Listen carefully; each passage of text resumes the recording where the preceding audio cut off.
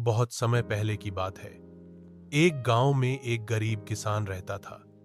उसका खेत तो अच्छा था, पर उसकी मेहनत का फल उसे कम ही मिलता था।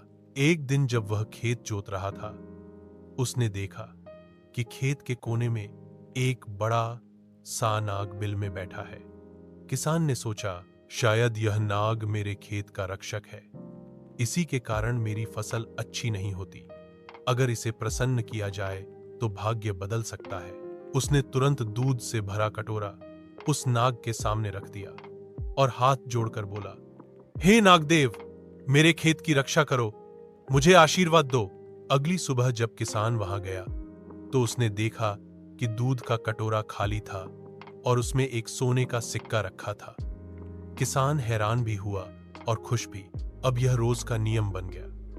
किसान रोज नाग को दूध चढ़ाता और नाग बदले में सोने का सिक्का देता। धीरे धीरे किसान संपन्न हो गया। एक दिन किसान किसी काम से गांव से बाहर गया। उसके बेटे ने दूध नाग को दिया। जब उसने कटोरे में सोने का सिक्का पाया तो उसके मन में लालच आ गया। उसने सोचा, अगर मैं इस नाग को मार डालूं तो इसके बिल में खजाना जरूर मिलेगा। अगले दिन उसने दूध रखा और जैसे ही नाग बाहर आया, उसने लाठी से उस पर वार किया। नाग ने भी पलटकर उसे डस लिया।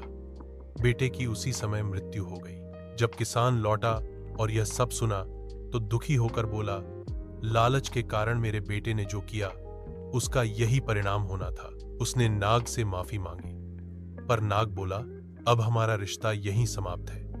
मैं तुम्हें या तुम्हारे खेत को नुकसान नहीं पहुंचाऊंगा, पर अब दोस्ती भी नहीं रख सकता, क्योंकि तुमने या तुम्हारे परिवार ने मुझ पर विश्वास नहीं किया। इतना कहकर नाग सदा के लिए चला गया।